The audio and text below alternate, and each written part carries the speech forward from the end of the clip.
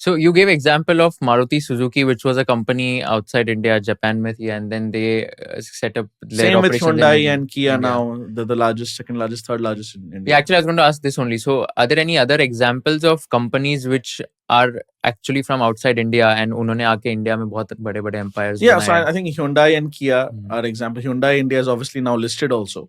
So they've done an IPO for all practical purposes. They just issued existing shares and not so much new shares. So this is a very, again, some people think of the Indian auto market as protectionist. It's a very weird form of protectionism where your dominant players are foreign, right? So what this shows about Indian trade or industrial policy is there is an incentivization, there is a carrot and stick approach to try to get foreigners to invest in India. They can keep the profits, no problem. They can even list here and have a market cap larger than their home market cap, as it is the case for Suzuki. And so long as some value add happens here, some taxes are paid here, some jobs are created here, some JVs are created here, some auto ancillaries in the case of auto, some other ecosystems are created here. So it's a win-win, right? We did not say that if you're a foreigner, you cannot compete in India. That would be autarkic protectionism. Autarky stands for unique close to the outside world. So this is more like competitive protectionism. You are incentivizing manufacturing in India, but you're open to anybody and everybody except potentially the Chinese. I mean, Chinese on grounds of national security, BYD may not be immediately allowed, or a Chinese company may be allowed only as a JV with a Jindal or an Adani or an Ambani or a Tata. JV is fine. But except the Chinese, almost anybody and everybody is allowed. The Europeans are doing very well here. South Koreans and Japanese I mentioned. The Americans did not do well, but that's because the Americans just make a different form of cars. They make huge cars. They did not bother with the right wing and right wheel drive, left wheel drive. So, I mean, the Americans have not done well in Japan also in terms of car exports, not because they're banned or anything. So it's completely open, very competitive. Mahindra and Tata have to try very, very hard to slowly win market share. And they're able to do that because they're part of larger conglomerates. For Tata, of course, TCS is a massive profit pool. Mahindra has had other businesses, including within auto and tractors, etc. Mahindra Finance, Mahindra Tech, etc. So they are part of larger conglomerate groups, and hence they are trying to do well in this business. It's not been a cakewalk for them at all. So, and in other sectors also, like most Indian smartphones are foreign brands, from Apple to Samsung to the Chinese brands. The Chinese brands have done so well, but increasingly they are manufacturing or at least assembling in India, right? Through PLI, through these EMS outsourced subcontracting companies. So the idea is don't just make in Japan, Korea, Thailand, or China and just ship it and sell it here. At least do some value add. If you do some value add, we understand on day one it won't be much. On day one, the value add may not be enough to cover the PLI cost.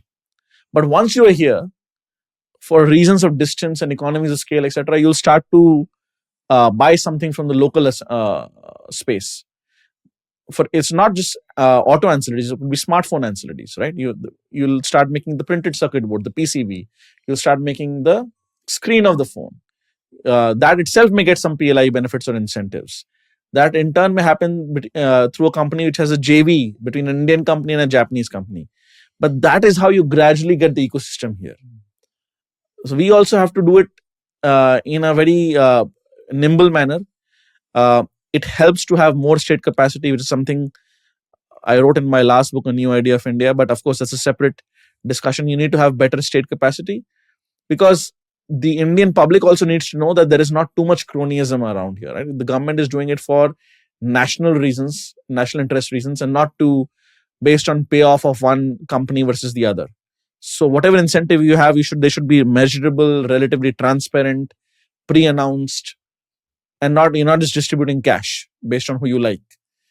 So it's not very easy to do. It does not always work, but this is what for foreign companies have made a lot of money in India.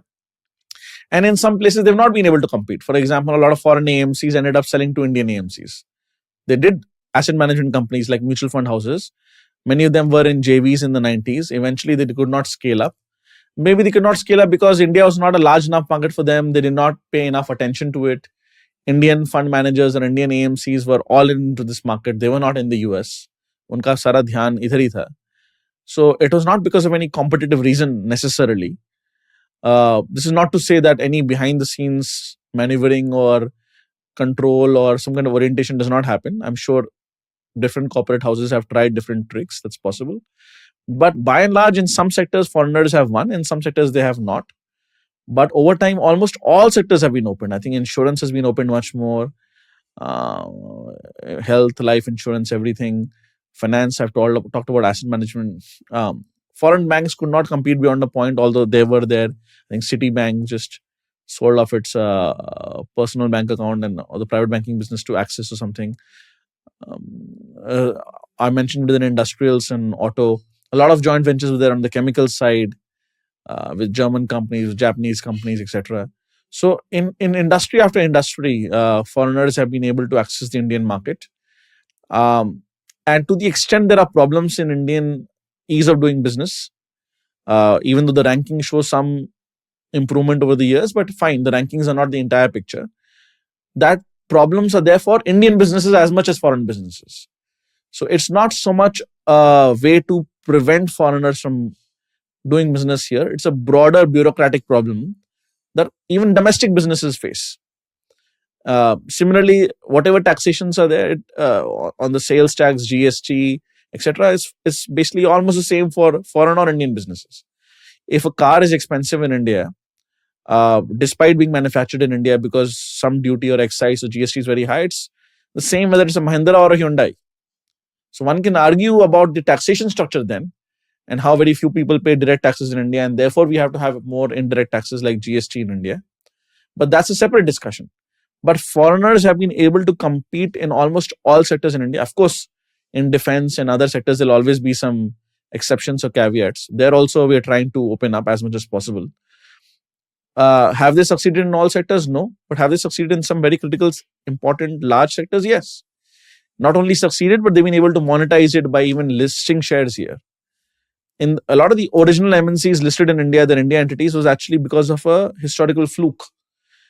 George Fernandez in the 70s, the Janata Party government said that if your companies want to remain in India, you must list in India. You must become partially Indian companies. So some businesses like Coca-Cola left, which came back later in the 90s. Many multinationals remained and they listed their businesses in India, which is why they continue to remain listed in India. Many MNCs have a India listing, not just the Hindustan Unilevers, but a lot of the industrials as well, right? But now they're actually doing it out of their own choice because they're getting valuations they may not necessarily get in their home markets or in the US market.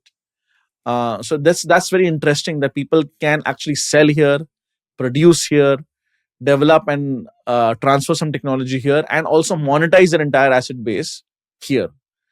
So that really makes India a very attractive market.